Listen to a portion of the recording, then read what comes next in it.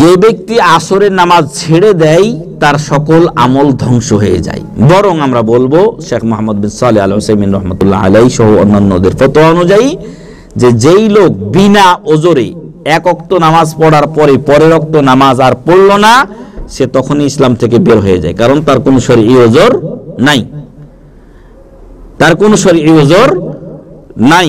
ফলে এই লোক যে জুমা পড়লো, জুমাতে যদি তাকে মুসলিমও ধরি, আসরের সময় আর পড়লো না, জুমার দিনই আসরের সময় যখনই সে নামাজ পড়লো না, কোনো ওজর ছাড়া, কোনো কারণ নাই তার, আছে কোনো কারণ?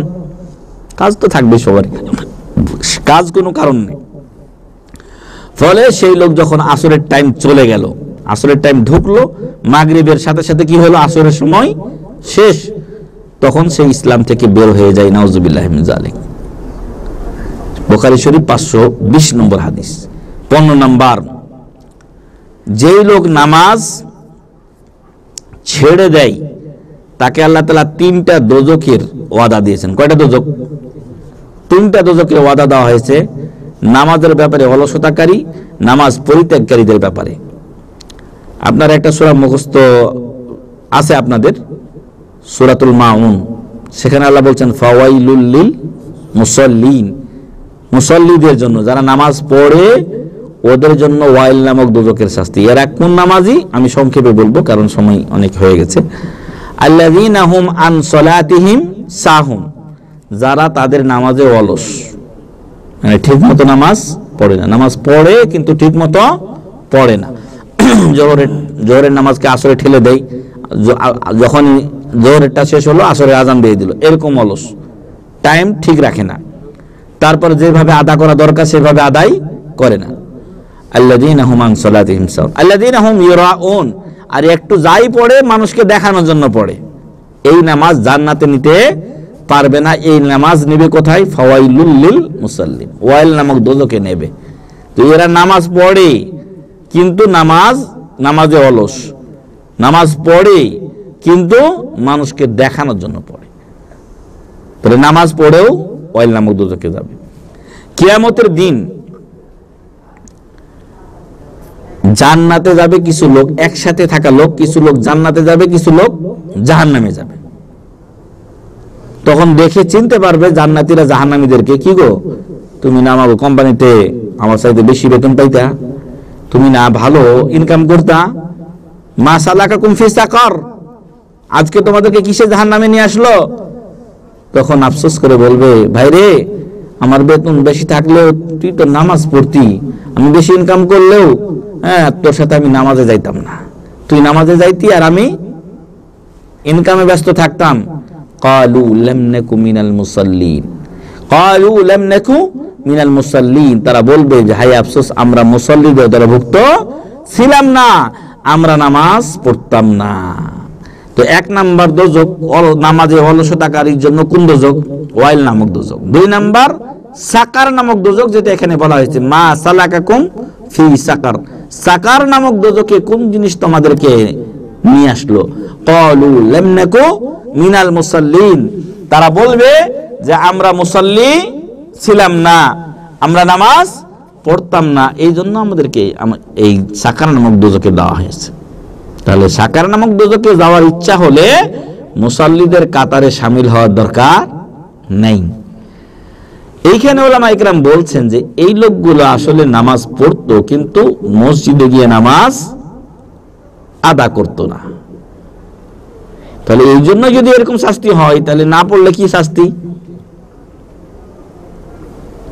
আর একটা দোজখ আছে, আল্লাহ তাআলা কোরআনে বলছেন ফাখালাফা মিন বাদিহিম খালফুন আদাউস সালাহ, পরবর্তীতে কিছু লোক আসলো যারা নামাজ নষ্ট করলো, ওয়াত্তাবাউশ শাহাওয়াত, খেয়াল খুশির অনুসরণ করলো, মনে চাই একটু নেট আছে, নেটে একটু এই দিক সেদিক ঘুরি, ইউটিউব আছে, হোয়াটসঅ্যাপ আছে, ইমোতে 5-7 জনের সাথে সম্পর্ক করা যায়, আয়ার সাথে একটু কথা বলি, ওর সাথে কথা বলি, গার্লফ্রেন্ডের কোনো হিসাব নাই, তো ওই সব বিষয়ের অনুসরণ করে ওয়াত্তাবাউশ শাহাওয়াত।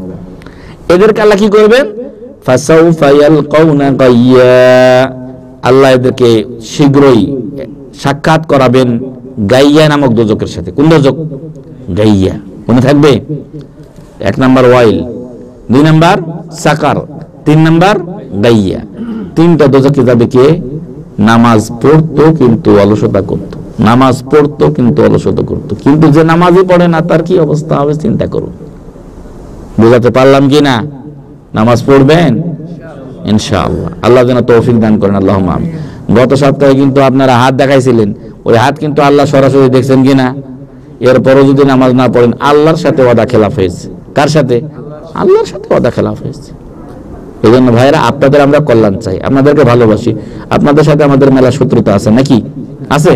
কোনো শত্রুতা আছে না? কোনো শত্রুতা নাই, আপনাদেরকে আমরা ভালোবাসি, আপনাদের কল্যাণ চাই আমরা। এই জন্য আপনাকে 500 টাকা 1000 টাকা দেওয়ার চাইতে উত্তম হলো আপনার দুনিয়া এবং আখিরাতের জীবনের পথটাকে আলোকিত করে দেওয়া। আপনি যদি দ্বীন ইসলামের পথে চলেন, আপনি দেখবেন আগের চাইতে মেলা প্রশান্তি দুনিয়াতে পাবেন, আর পরকালীন পথ ইনশাআল্লাহ আপনার মসৃণ হবে, সুন্দর হবে, এবং পরকালে আপনি আল্লাহর কাছে নাজাত পাবেন ইনশাআল্লাহ। তাহলে বেনামাজির জন্য বা নামাজে অলসতাকারী যারা, তাদের জন্য কয় দোজখ? 3 দোজখ।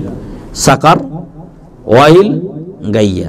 সাকার, ওয়াইল, গাইয়া। আল্লাহ এগুলো থেকে আমাদের হেফাজত করুন, আল্লাহুম্মা। 16 নাম্বার, নামাজ এমন ইবাদত যেটা হুশ থাকলে মাপ নাই। নামাজ হুশ থাকলে মাপ নাই।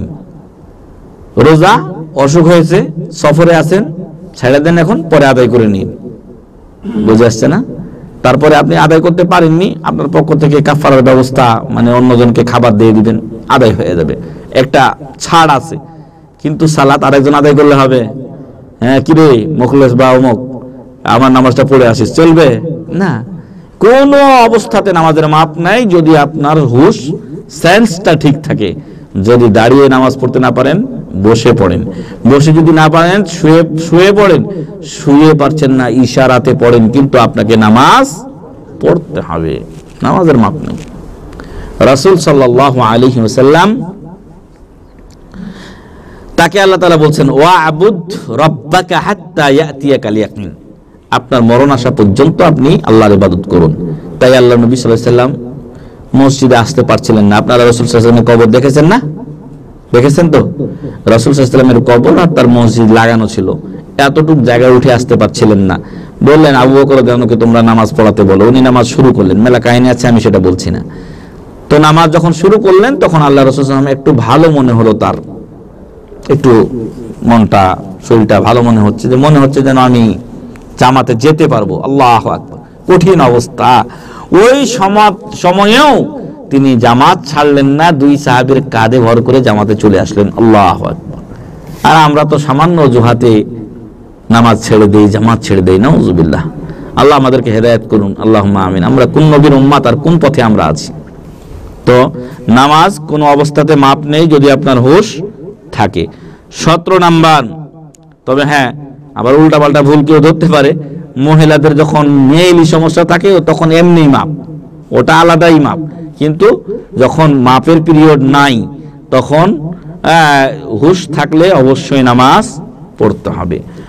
17 নাম্বার বলবো যে বান্দা নামাজে তার রবের সাথে গোপনে আলাপ করে।